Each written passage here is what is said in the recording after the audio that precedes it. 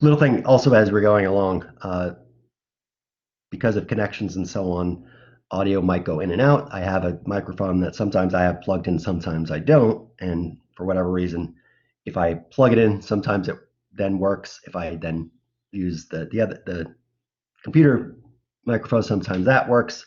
So if you can't hear me, just say something.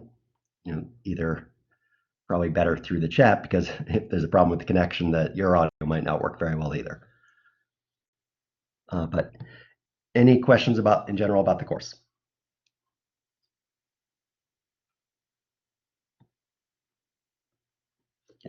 Today's going to be a little bit short because the usual class will run where at the beginning I usually have some of the homeworks that I've looked at that I want to go over.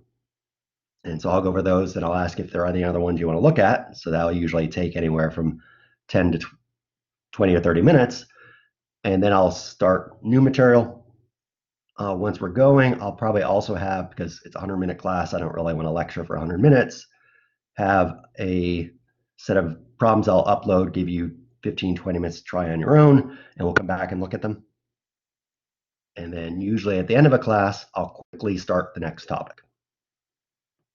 So today will be shorter because we don't have the homework, we don't have the problem set, stuff like that. So if you've looked at the syllabus, it looks like this week is crowded because we're going through all of chapter 1 and then parts of chapter 2, but that's looks crowded only because most of the sections in chapter 1 don't have much in it. So for example, even though it's officially not in it, let me put in 1.1, which is, and sorry about all that stray doodles and so on,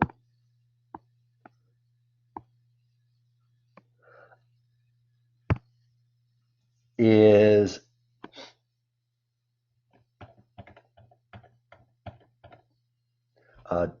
talking about Euclidean space and talking about open and closed things. For Euclidean space, the only thing you need to know is that if you have 2 points,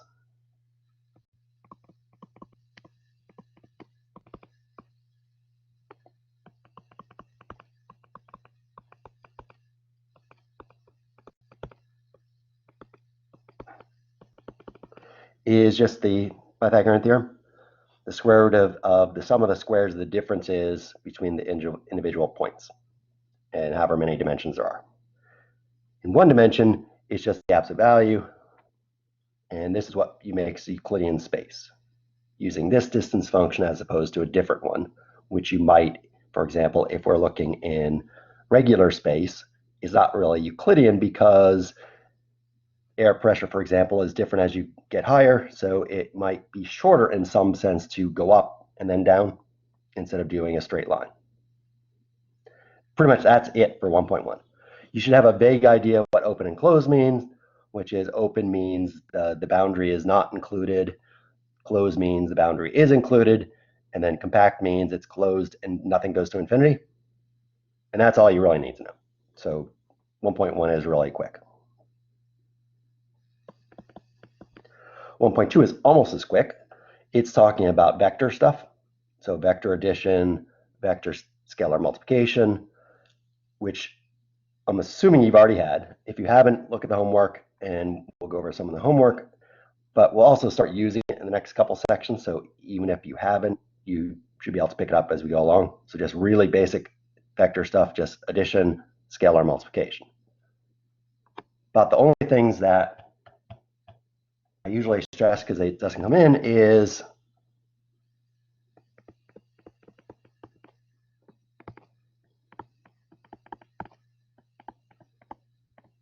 the language is different depending on where you see it.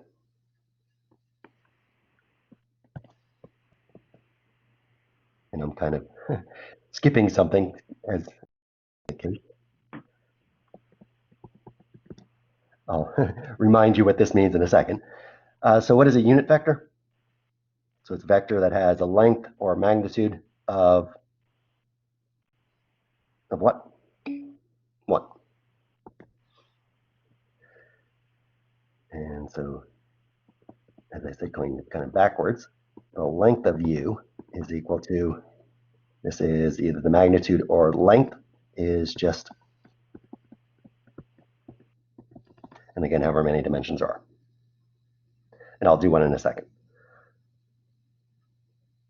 So usually people have seen that, but let me go back to kind of the beginning where this is going to come in, is the idea of a vector, and officially 1.2 is vector spaces, is what we're doing is instead of looking at a point, we're thinking as a vector if we think of it as the vector from the origin to that point.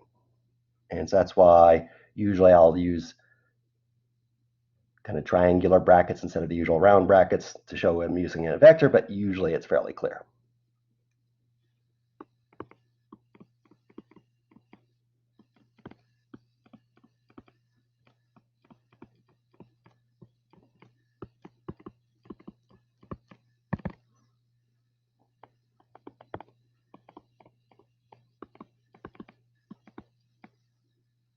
Oops. It doesn't matter. Usually U is for unit vector, but that's okay. So a vector is designated by two things: its length, and two,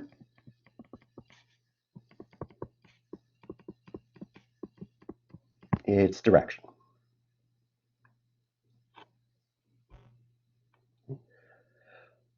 So a little thing, if you haven't used the Collaborate Ultra and instead use Zoom or Teams, is Collaborate Ultra only has one page.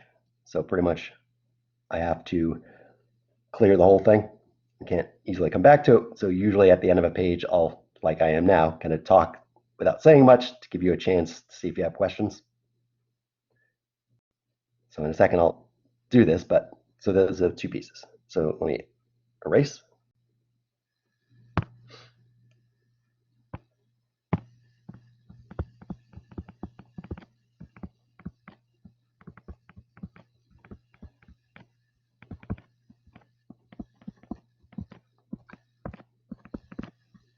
And in some ways, and this isn't me, this is the actual definition, the definition of direction is circular. The direction of a vector v is a unit vector in the same direction. So as an example, where I can put a few of these things together, if I have the vector 3, 4, then, and they're the triangular brackets designate that it is vector, but also the line above it, then it has the two main pieces, which is the length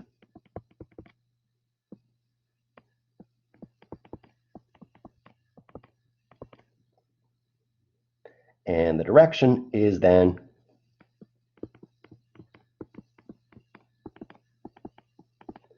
the unit vector in the same direction, so the vector itself divided by its length.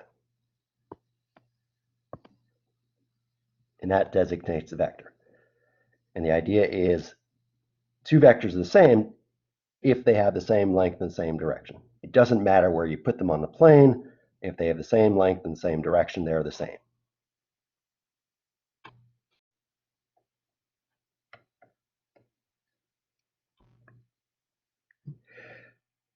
And with that, it gives us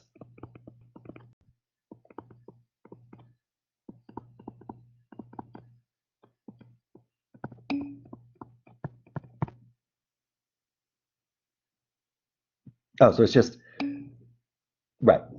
So divide, since the length is 5, we divide by 5 to make it so the length is 1.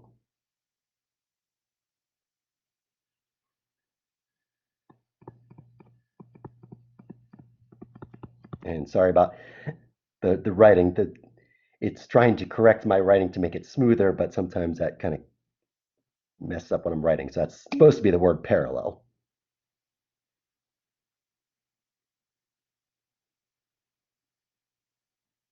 Where does it, do you see the definition? It could be that you accidentally changed your size of the screen. So sometimes if I double tap on something, it will magnify it. So it could just be that it's off, that you've accidentally magnified the screen.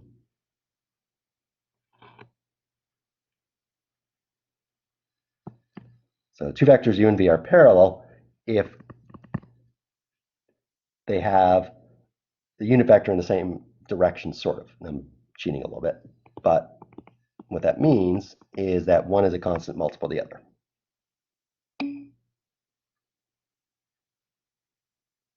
Yes, so 1/5 times 3/4, and let me actually do this, because it also let's remind you of two things.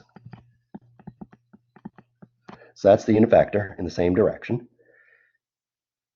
and that's how you multiply by a constant. Also, it lets me let you know that I don't care which of these two forms you give me a vector. I don't care if you actually multiply it out or leave the constant outside.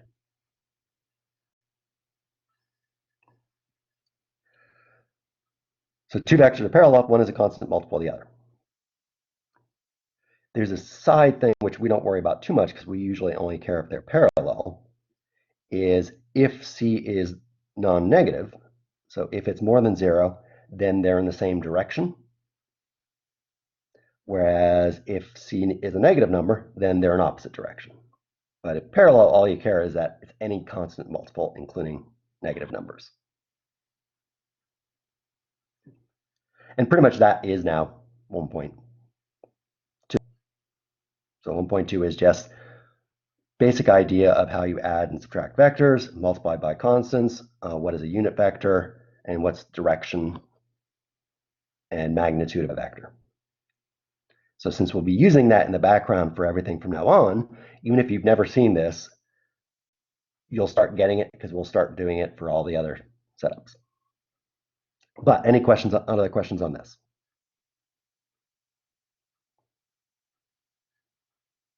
As you can see, I'm also just delaying because I'm going to erase in a second. But so any questions on this?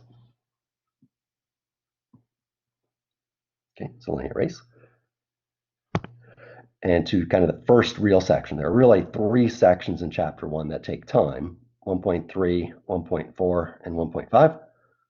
1.6, 1.7, and 1.8 are similar length to 1.2, so ones we go through pretty quickly because there isn't too much that we care about in it.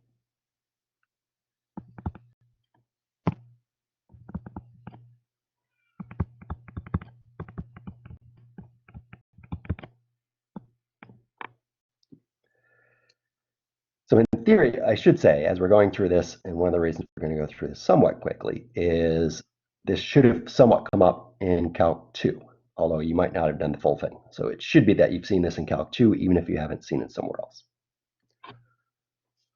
So the first one where we actually will take time on is, as I said, 1.3. And I am going to get to it by looking at an example. And someone will remind me how this works.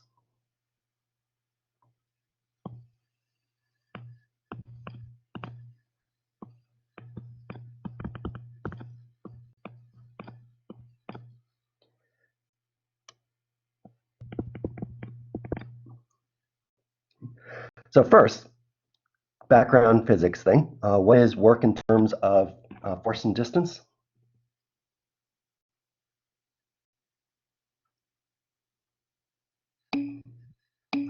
So force times distance.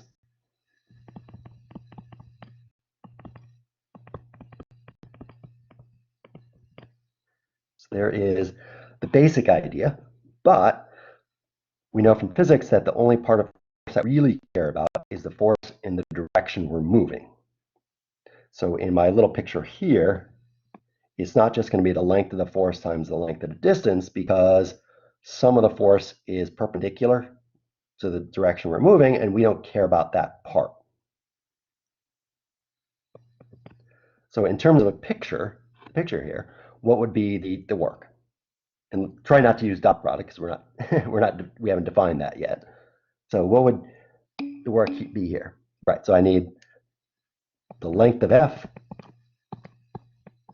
times the length of D, because those are vectors as opposed to our basic one, and then times cosine of the angle between them, because that will give us just the length of the force, this piece. Okay. So this is how work works. Interesting. How work works in general, which is we have to worry about the angle between them. So therefore, it makes sense to since this comes up a lot, to define this thing. And it'll be called the dot product.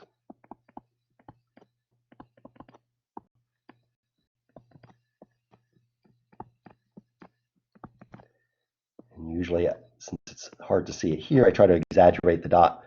So the dot product of u and v is defined to be pretty much exactly what we just got.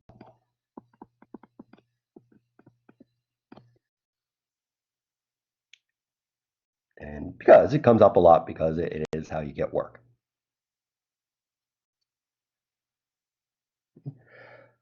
But this assumes something which is problematic, which assumes that you know the angle between two things. Whereas if instead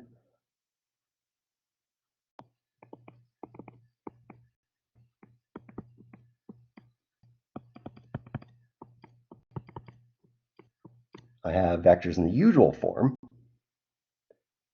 you'd have to do something to actually get the angle between them, because all you have is the actual vectors. Turns out, which I'll do in the next one, let me remind myself what these are, that it's actually easier than it would appear. Because here it looks like we're going to have to do something to actually get the angle between them. We'll have to draw it and then figure out the cosines and so on to figure out what the angle would be. So 3, 4, and 1, -3. So any questions on this? This is kind of the background thing. Okay.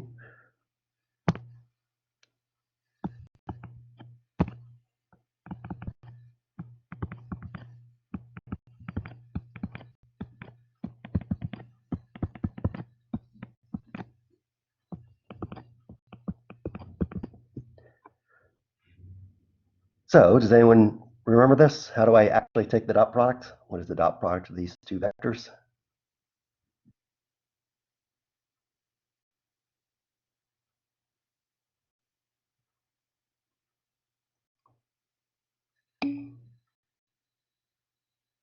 Yes. So the idea is it works out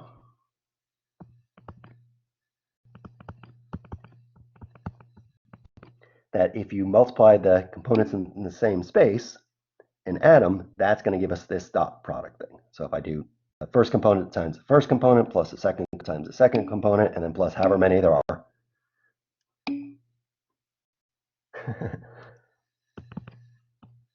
that's going to give me this thing called the dot product. Officially, we should sort of prove it, but as with most of the things in this series, we don't prove very much. So this uses the law of cosines to prove it. So this is something we'd have to prove, but it turns out we do have this really nice characteristic. And therefore, I can then go the backwards way.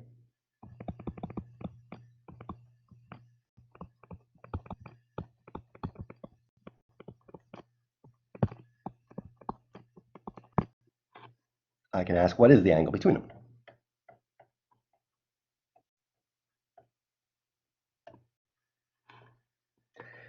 And to do that, and as I said, here we start using some of the stuff that I very quickly did in the last section, is we're going to need the magnitude. So the magnitude of u is the same as the vector before, so it's again the 5. And the magnitude of v is whatever that is. I think very nice. Now I do use the definition.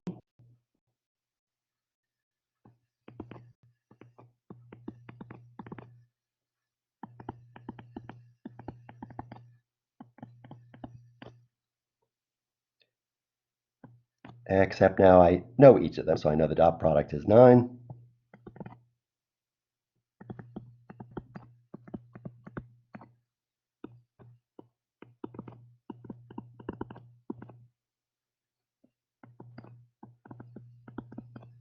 And therefore the angle between them I can get by just going through. And give me a second, I have to go grab my calculator.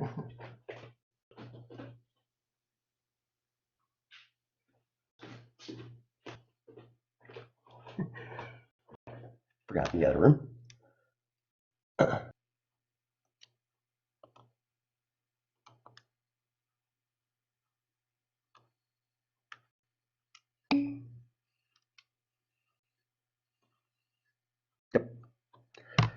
a little thing, although we're not going to worry about it too much. Since we're in calculus, what units should we pretty much always use, as we did here? Never mind, I just answered my own question, which is radians. And that's because in calculus, you're looking at lengths and areas and stuff like that. And radian is a length as opposed to degrees, which is not. So for this one, it's not a big deal. If you give the answer in degrees, it's fine. But in other cases, really, you should be thinking always radians when you're thinking angles.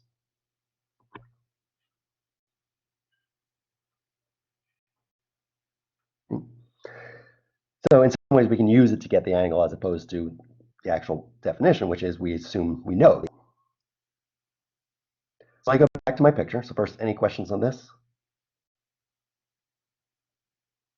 And in some ways, delaying to see if you do have questions.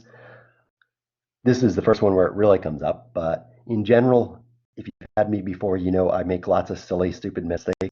So if you think something's wrong, you should let me know, because it very well might be. So let me know as we go through. Okay. So let's go back to the picture.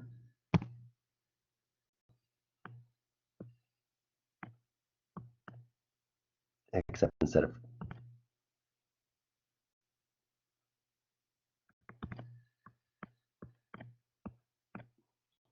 of calling them force and density, force and distance, call them just generic U and V. So we know how to get the dot product of these two. But as part of it, what we might want to do is get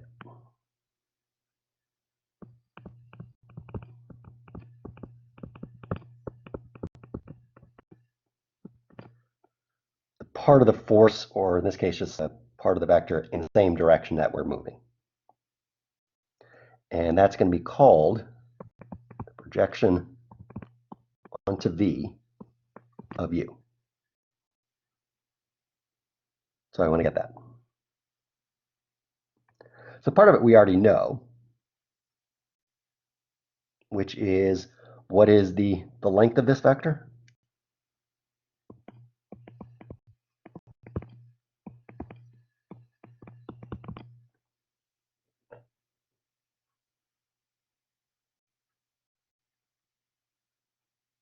And as I said, the reason we know it already is it came up in the last one, which is when we did the basic work.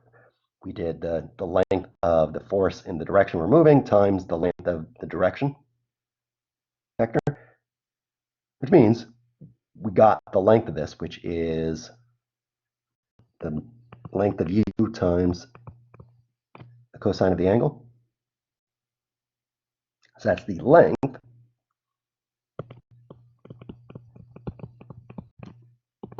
And we know from the previous section that the direction is in the direction of V, but we have to make that into a unit vector.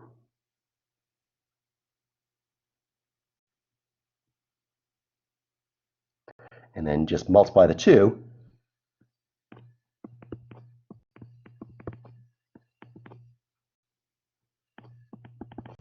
Except what I'm going to do is I'm going to add something which will make it easier to actually get.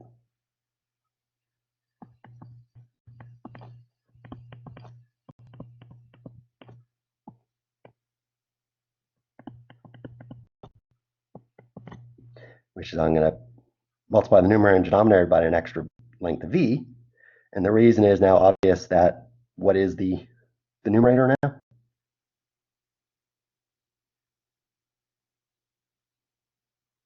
So what is that? So it would be the work, but in general, what we're looking for in this case, there we go. So I get three answers, all of which are correct. So if U and V were force and distance, it would be your work. If they're the one from the previous section, it is 9. And in general, it's a dot product. So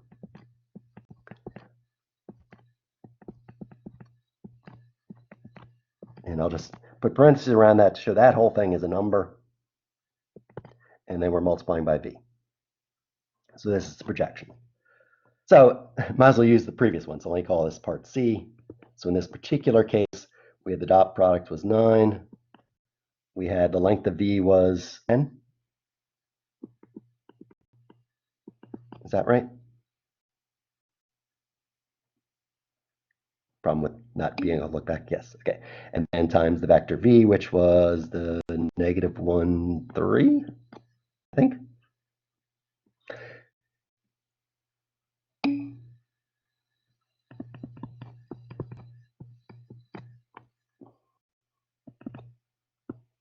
And that is our projection. So the vector in the direction of V, the part of the vector U in the direction of V. And so if you've done physics, this is a fairly typical thing, which is often what you'll do is to simplify things, you'll break things up into two pieces that are perpendicular to each other. So here we're breaking up the vector U into a piece that's parallel to V, and then another piece that's perpendicular. So this is the other piece there. And usually we don't care about that. So I'll put this in parentheses, but tell me, how would I get? And just to give it a name so I can bring it down here, how would I get U? Yeah, you can see from my picture I just subtract because the projection plus this vector A is equal to U.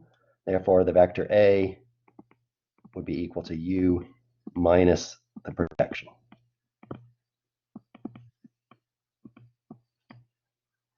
And as I said, for us, we don't really care about that, but in physics, this would be what you would do. We break up U into the two pieces. So if you look at the picture, this is the projection. That's a vector. I'm calling this new vector A. And this, in some ways, is how you, in general, add vectors if you're doing it graphically, which is you put one tip to tail, and then the one from the beginning of the first vector to the end of the second vector is then the sum. So that picture at the top there is showing that the projection plus A is equal to U. So then if I subtract the projection, I get that. And for us, we don't really care about this one. So for us, it's kind of an aside. But in physics, this is what you'd want to do. Break the vector U into its two components that we care about, parallel part and the perpendicular part.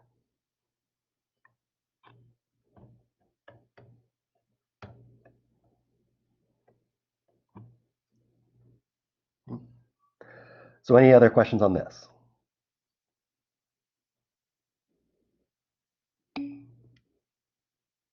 A is the perpendicular part, right? Also, as I said, remember, we don't really care about it, but yes, A is the perpendicular part.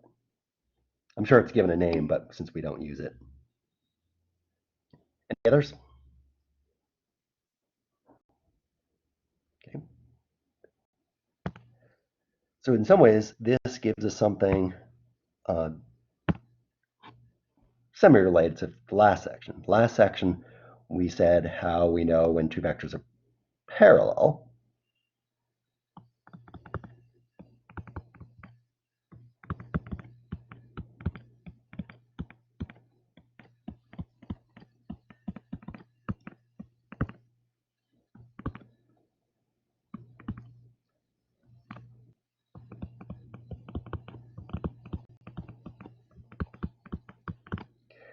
But now we have a way of checking to see if they're perpendicular.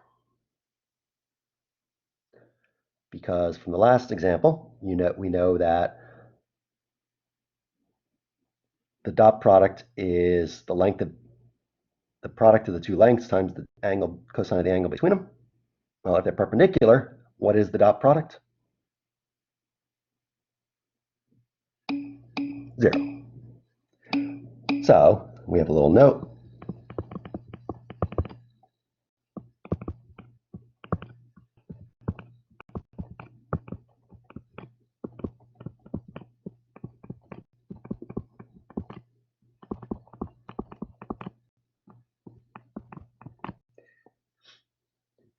A little aside, I'll start putting in these every once in a while so that you don't get them all at once. There are, in some ways, three words that essentially for us mean the same thing. One is perpendicular, there is orthogonal, and another later will be normal. They all mean basically the same thing. It's just that for for different situations. So for example, orthogonal is more general. Perpendicular really means that you have two vectors, but you can talk about planes being orthogonal, but we'll get to that. So here, are these two vectors perpendicular?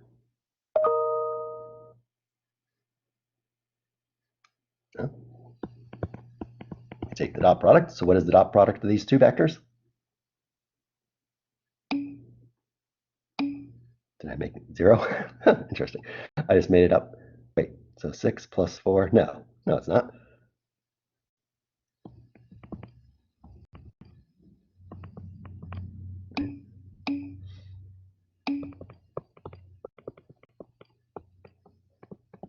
Therefore, they're not. Don't worry about it. As I said, you're going to notice me making lots of mistakes, so I don't worry about arithmetic errors too much. So they're not perpendicular. So I might as well ask the other question from the last section.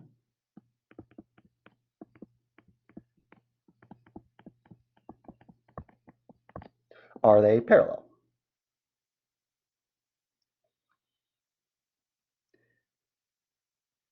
And we have two choices. One is much easier than the other, which is one choice is we can use the dot product because for them to be parallel, we need the angle between either to be 0 or pi.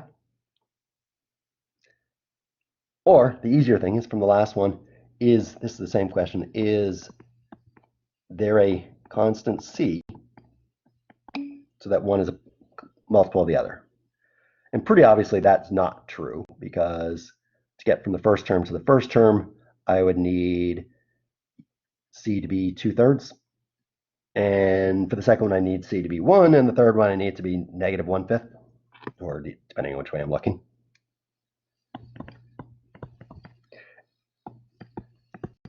So there's no constant that works, therefore they're not parallel.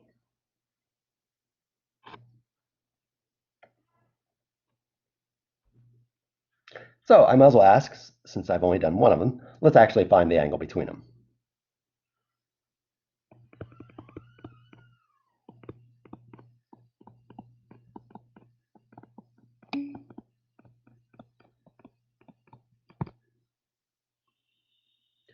Right, so what we need is there's one c that works for all components. It's pretty obviously that's not true, because to go from the first component to the first component, I either need to multiply by 3/2 or 2/3, whereas for the second component, I'd have to multiply by 1. I'm already done because they need to be the same number. Right, so we need one number that works for all components.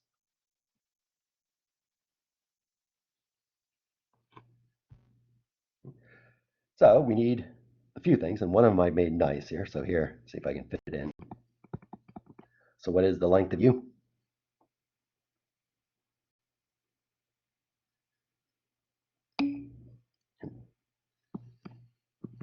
Length of v, on the other hand, is not nice. 25, 34, 30 square root of 38. Lovely.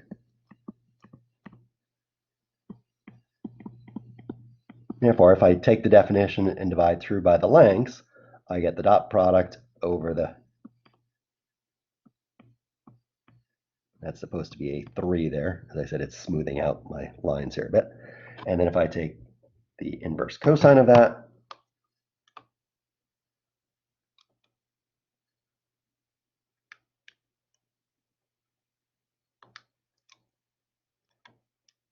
I get about 1.3.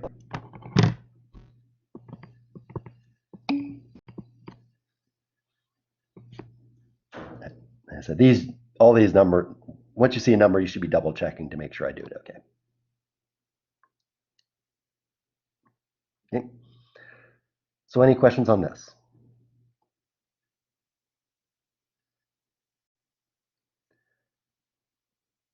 So this is 1.3. I've done quickly, but this one I'm going to come back to. So for tomorrow, if you haven't already done this stuff, you're going to look at the homework for 1.3. So what I'm trying to do is mix the usual with the first day, which is I'm doing this fairly quickly. We'll also do it somewhat tomorrow. But so any questions on this?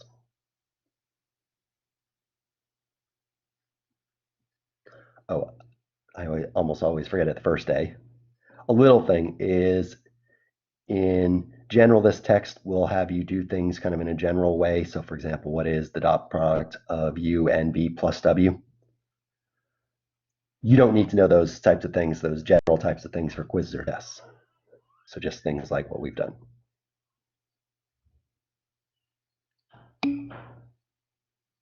Yes.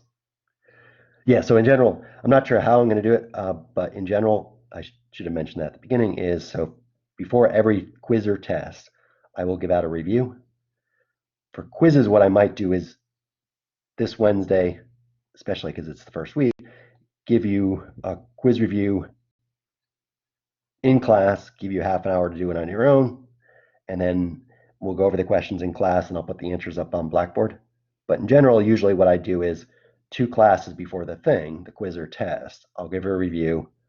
I'll put up the answers before the class before it, and then we'll go over it the class before. So yes, there are reviews.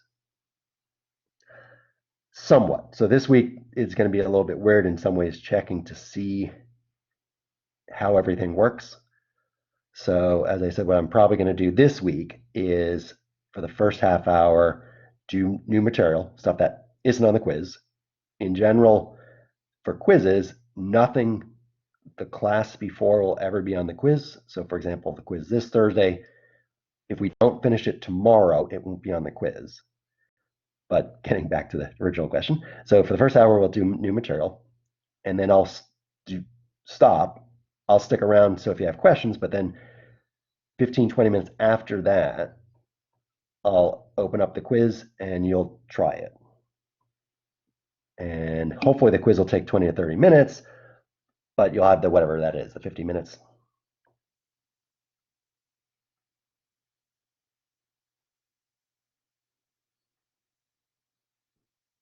Why is it?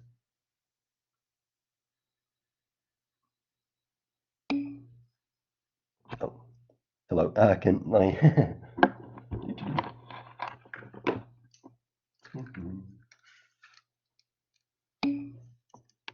Oh, so you can people hear me? Okay. So.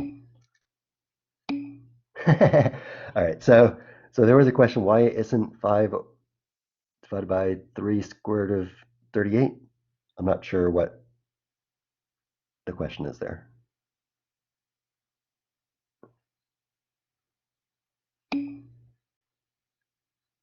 Oh.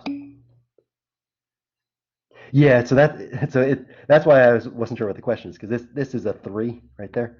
It's just that it's trying to make my writing smoother, and when it does it, it's erasing some of the lines. So that's supposed to be a 3.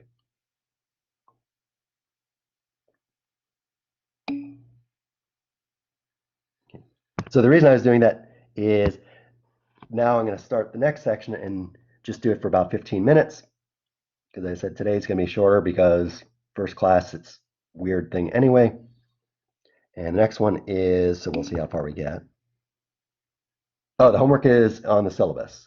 So it's in the regular textbook, which you should already have if you took Calc 2 through Northeastern. Which is on Blackboard, sorry. Under both class, so yeah, actually I should say this in general. So in general, everything I do will eventually be on Blackboard. So the notes will be on Blackboard under course material. And there's just a folder that says notes and some notes from last semester. And then starting today, there'll be notes from this semester. And the syllabus is there in 2 places, both in course material for the summer 1 folder and also under syllabus. So one thing is I try to do some of those and then you can ask me about them. I do have the answer manual, but in general, we're told not to because some sections, and I'm not sure if that's true this semester or not, have you hand in homework for credit. And so they don't want the answer manual, the solution manual out there. So I have one, but I'm not supposed to give it out. So if you have specific ones, you can, of course, ask me.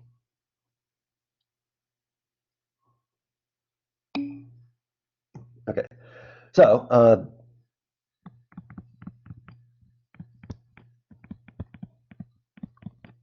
as I said, quick into it. Next one. So 1.4 is in some ways getting ahead of itself, looking at lines and planes. And the reason it's getting ahead of it is it'll turn out that we're going to need the cross product to do planes in general, and cross product is in 1.5. So we're just giving the equations here, and we'll actually get planes in the next section to some extent.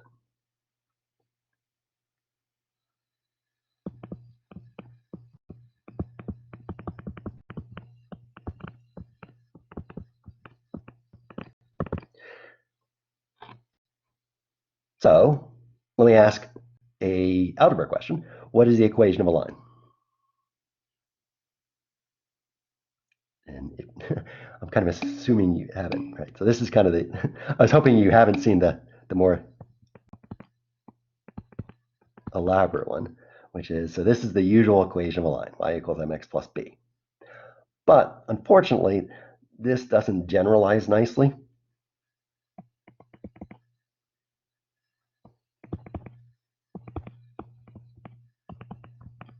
So if I do this, which seems like a nice generalization, now I'm just adding an extra variable.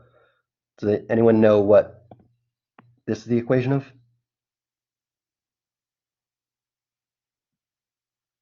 It's not a line. It's a plane. In some ways, if you've taken linear algebra, you kind of know it, which is we know that the dimension of the thing is given by the number of independent variables. So since we have two independent variables, x and y, we have a two-dimensional object, which is a plane.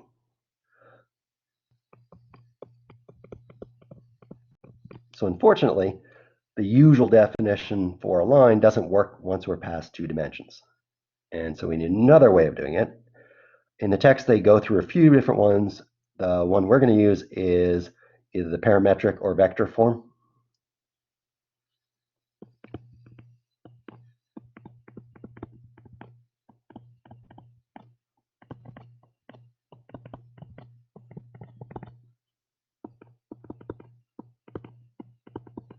And I'll do it with 3 dimensions, but it works for any number of dimensions.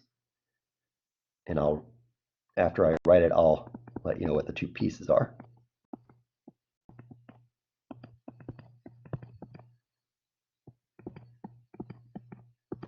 So it's given in this 2-piece dimension.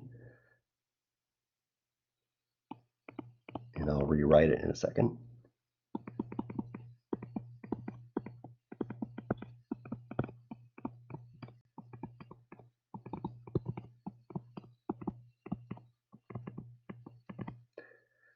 Where the two pieces are x0, y0, z0 is just any point in the line. And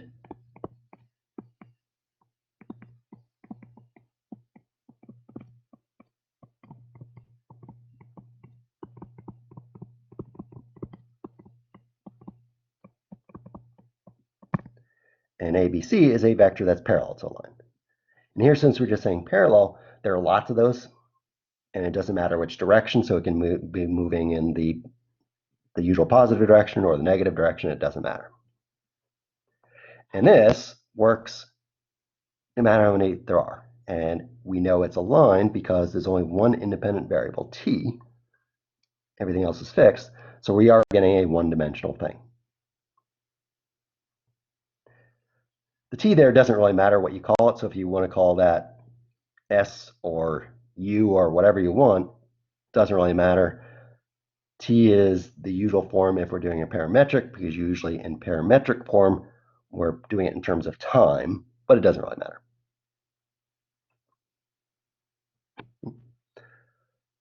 So let me do an example and say a second way of writing this, which will become useful in some later problems. So example, and let me do 2 levels of it.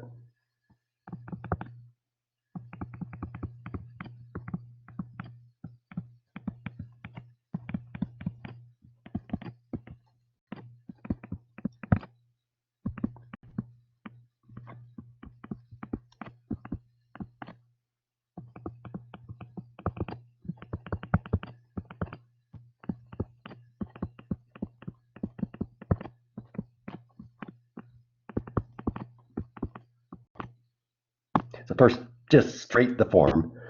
I want to get the equation of a line. It's through the point 1, 1, 1, and it's parallel to the vector 3, 2, 4. So obviously this is exactly what I just gave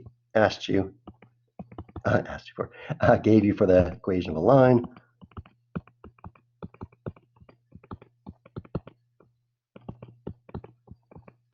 And therefore that's the equation of the line.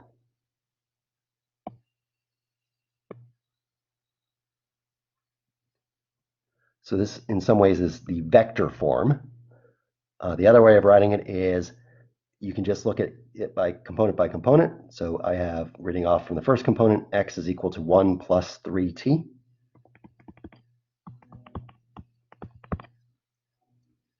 I have y is equal to 1 plus 2t.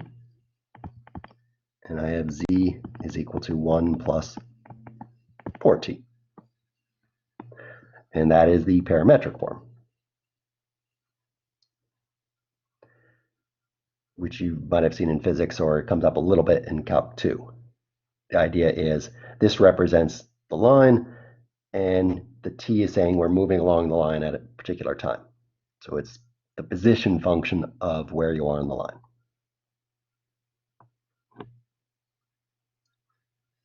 And if I ask for the equation of a line, either of those would be okay.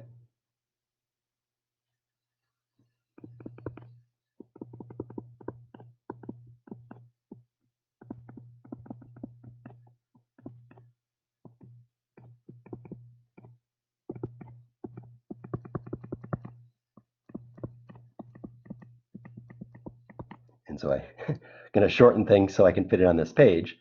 Let's find the equation of a line through the points 1, 1, 1 and 2, negative 1, 2. So kind of the more traditional one, which is you get the equation of a line between 2 points. So we have part of it. Obviously, we have a point on the line, and now we just need a vector that's parallel. What is a vector that's parallel?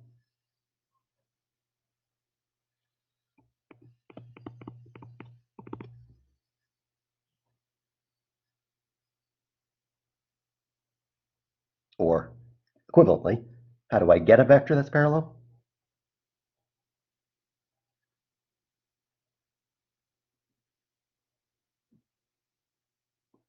No. So just subtract. So get what's called the displacement vector. Oh, I should know from last semester that there is a bit of a lag. So after I ask the question, I should really wait longer. So for example, and it doesn't matter which way you do it, so I can either subtract the first point from the second or the second from the first. Since I like positive numbers more, I'm going to subtract the first from the second, but it doesn't really matter. So the 2 minus the 1, the negative 1 minus the 1, and the 2 minus the 1. Or, as I said, doesn't matter which order. So negative 1 to negative 1 would be just as good. And now we're just like the last one. We have an extra point, but that's fun because we just need any point.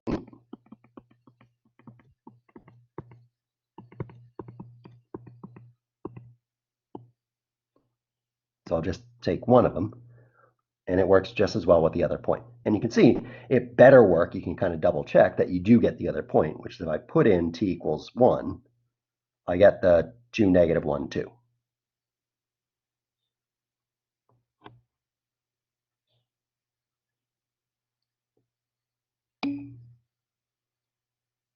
Oh, so the 1, negative 2 is, I'm trying to save space. So this is equal to the 2 minus the 1. So first component minus the first component.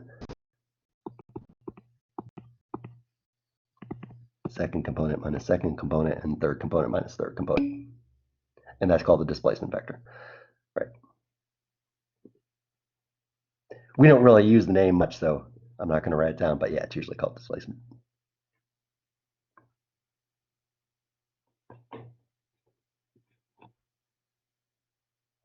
Okay.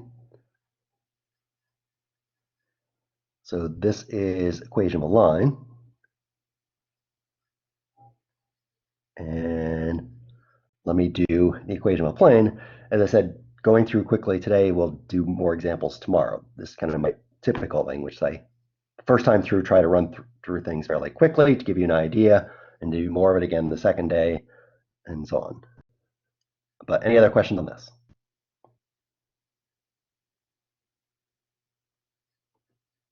Okay. So in some ways, we already have it, but I'm going to write it in different form because at the beginning when we did the line, I asked what happens if I make it 3 variables and said it gave a plane.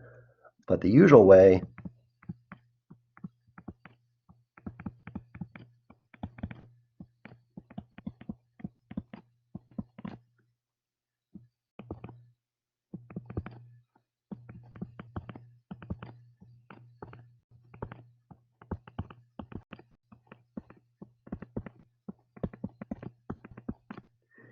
is like this. And again, we have the 2 pieces.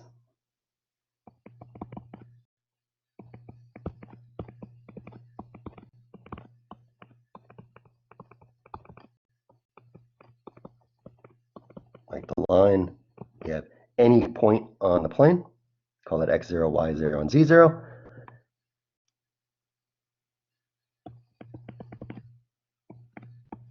And the coefficients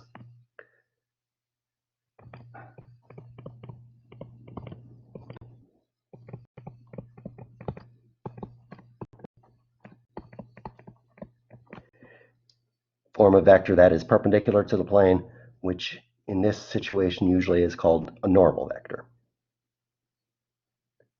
And now if you go back to this, you can kind of see what the definition is telling us, which is the way we're defining a plane is by a vector that's perpendicular to it. And if you look at it, this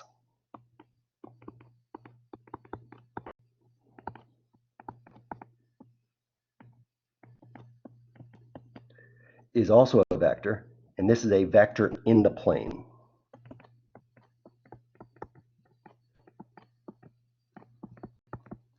So we're defining the plane by saying it's all points x, y, and z, so that if I get the displacement vector from it to a vector I know is in the plane, that its dot product with a normal vector will be 0. So in some ways, we're defining a plane by the dot product.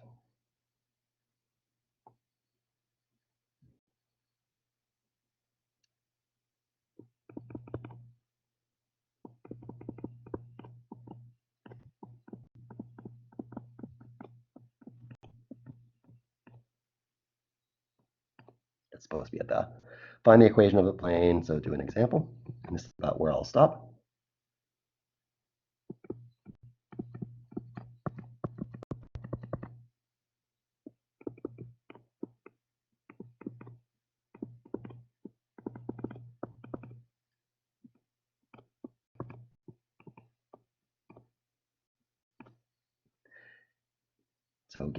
So like first one for the line, just give you what you need. So it's equation of plane that has the point 1, 1, 1 and has a normal vector -2, 3, 5.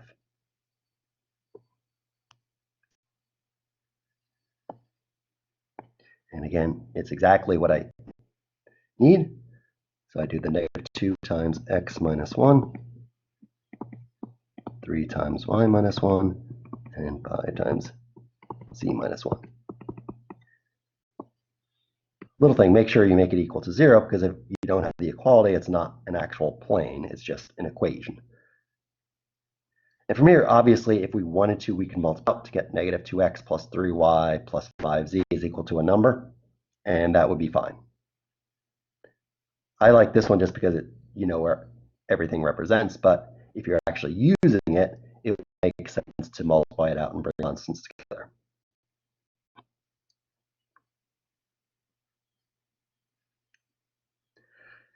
And in some ways, the reason I'm stopping here is the usual thing we'd want to do is a plane is defined by 3 points. And what we really want to be able to do is say, well, if I have 3 points, what's the equation of the plane?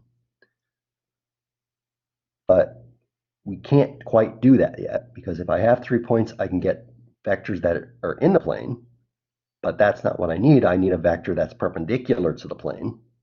And does anyone know how to get a vector that's perpendicular to two given vectors? So if I have two vectors, how do I get a vector that's perpendicular to cross product? So I don't really want to do yet another section, so I'm going to stop here, especially because it's first class. So welcome to the class. Welcome to summer.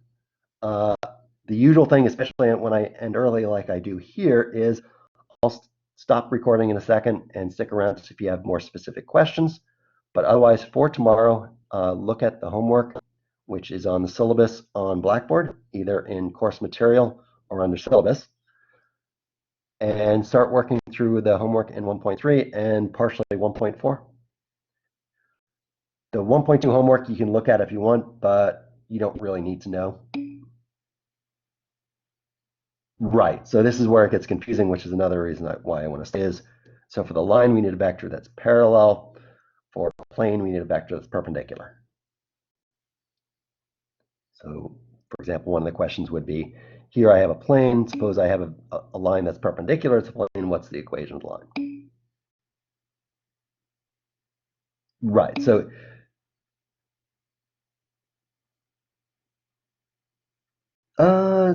that's up to you. So that depends on how you do things. So right now, we have mostly done 1.3, although we have to do more examples. And we've actually done much of 1.4, but again, we have to do more examples. So you can do those homework 1.5 if you want to get ahead, you can, but you don't have to worry. Don't have to yet. You can't. So if you have 2 points isn't enough.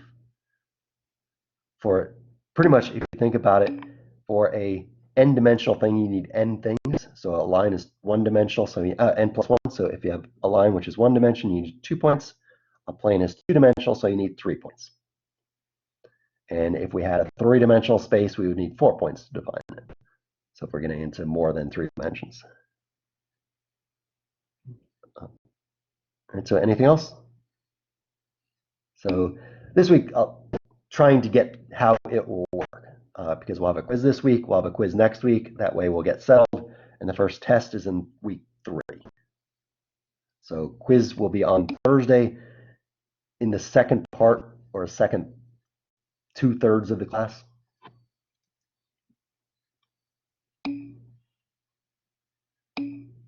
Not yet.